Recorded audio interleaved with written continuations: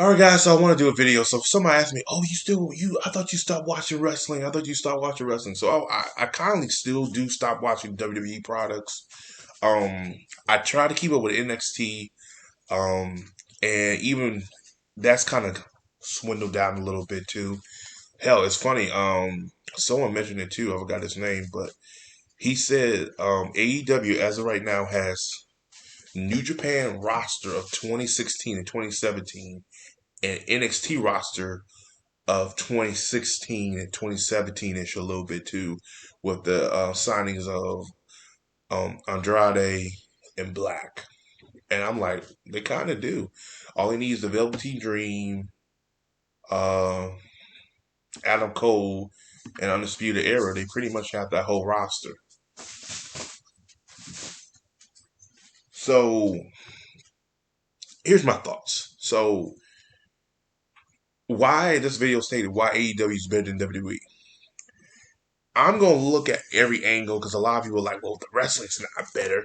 It is, but the storyline is more the storylines, the presentation, and the awareness of their audience. Um, the presentation, I think they present. I mean, it's simple, not complex, not too high budget, but not too low budget, like a TNA per se. It's like a middle of the fine of a WCW and a a little mini version of WCW presentation, and they know it. They're not trying to make it like an indie fed, but they're not trying to make it too indie, but they also not trying to make it too corporate. So it's in the middle, which I can totally respect, and I like that. The less corporate, the better. And I think that's the biggest problem. Like what a lot of fans are having now with the WWE, it's becoming too corporate. And a lot of people are just so tired of the corporateness. They want more real base, reality base, not reality base, but more wrestling, but not too much of the corporate side. And the problem with WWE, we have too much corporate because the only thing that feels really organic is the Roman Reigns storyline. But again, that's more of Roman Reigns per se than anyone else. So yeah.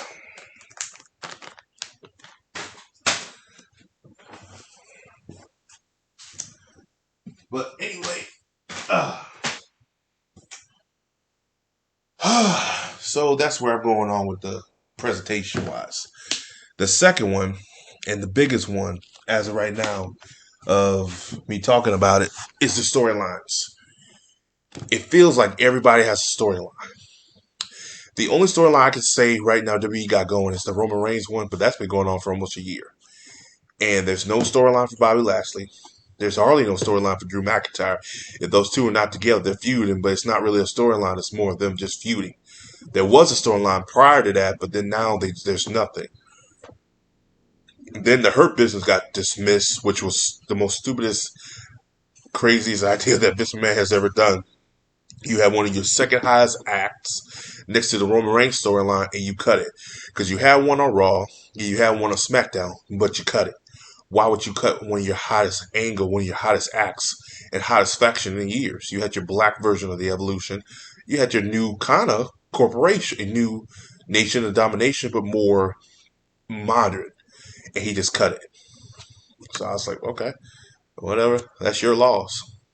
They're like, oh, well, Bobby Lashley would have become strong. No, Bobby Lashley can use them as lackeys. And also, when Brock Lesnar comes back, Brock can toss Shelton Benjamin and Cedric the Entertainer, not Cedric the Entertainer, Cedric Alexander around. And it would have been cool if they play up like that's my cousin. Play like throw him around.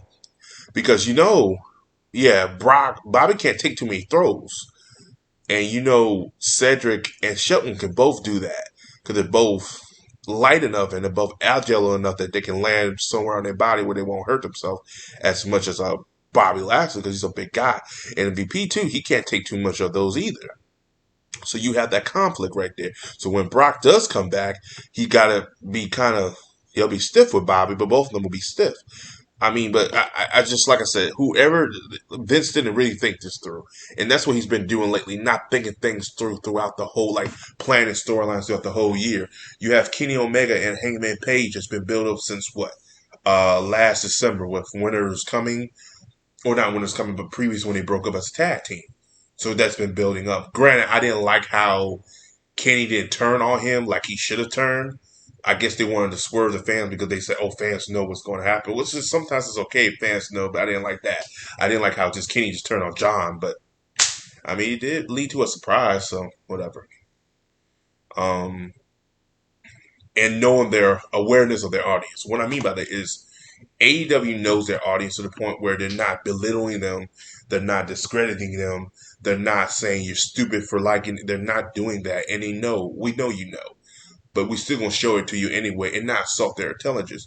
WWE has a big problem with that, and I don't want to hear somebody higher up be like, "Oh well," a big YouTuber be like, "WWE has the best wrestling, and their wrestlers are better, and their wrestling is better." Yet their storyline shit, their corporation shit, their business practices are garbage. They work with bloody money. They fucking tell their wrestlers that they can't do Twitch and online fans because, well, we're paying you. We give y'all to use your likeness, so you can't do that. Yet in a pandemic where they're not getting that extra money, that would be good. They could have lightened that up. Vince could have been like, okay, until we get things back to normal, they can do that. Let's give them a little leeway, and we'll put that FMS once we go back on live touring and stuff like that. So you can show yourself your humanity side per se. Releasing people in the pandemic, knowing that they had made more money in last year than they ever did in their whole entire existence of the company. Even they released people, they could have kept people around till further notice. Now this year they could have been like, yeah, we gotta release some people because um, just let people know, hey, be on your P's and Q's. We're releasing y'all next year, but we're not going to do this during the pandemic. AEW didn't do that. New Japan didn't do that. Hell, they told some of their corporate people to take a pay cut to keep their wrestlers happy with the pay. So I'm sitting there like, why can't you do that? But the last 2 weeks, AEW's been knocking it out the park. And they've been knocking it out of the park because they know they're telling their fans, look, we fuck up, we're not perfect, but hey, we're doing this, we're doing that, just come for the ride. And that's all you want. If I see effort put into something, I will support it. I don't need to see full effort, but I need some effort. If you put in some effort, I'm smart enough to know, okay, I got you. I'll support it.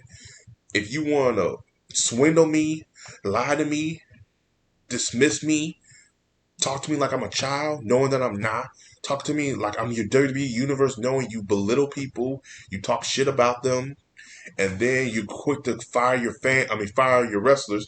Then you telling your wrestlers to belittle us and say, "Oh, y'all don't know what you're talking about," and saying that and Triple H did a press conference saying instead of you knowing what's going on, be happy it's coming and just shut up and let it happen. No, fuck that. You want to do that? Fine. You want to tell people to stop watching? All right, fine. But be careful what you wish for because your ratings are dwindling. AEWs are going up higher. They're back at the 1 million viewers. And let's not even talk about the Wednesday Night Wars. That was a pathetic excuse. And then Triple H is going to come out like, well, they were never the Wednesday Night Wars. You lost. You lost. You lost. They lost so badly. Even when they got NXT and WWE around, they still were cracking 800, 900,000. They maybe had one episode to crack a million views. AEW still were having better product because AEW knew this was going to last long anyway. Because this would be like, nah, bring them back. And that's what happened. NXT was a developmental program, and it still is a developmental program. Why you think fans are not invested in NXT no more? Because they know as soon as a Keith Lee wins that world title, main roster. As soon as Adam Cole wins main roster, Karrion Kross, bye bye, main roster. And the character they were in NXT that built them up, they're slowly swindled into a new character that this man thinks that's better for you. That works for you. Hell, Drew McIntyre character in NXT was hell of a lot better than his character now. And I didn't like Drew McIntyre character in NXT, but I'll take his character back in NXT than what we got now. Andrade was one. Alistair Black was two. The only character, the only one from NXT that I think benefited the most, and this is going back, was Bray Wyatt. Bray Wyatt was the only one because Bray Wyatt has a character that has not been seen since The Undertaker that can constantly evolve. But WWE's fucking that up. That's the only character. And this is when NXT wasn't even big. That's the only one. Because everybody's worried about Adam Cole, Kyle O'Reilly. Because we all know the Kyle O'Reilly, Adam Cole feud, enjoy it. You're not going to see it on the main roster. So, but anyway, that's all I got to say. As always, guys, like, subscribe. Peace. Have a Johnson day. See y'all in the next video.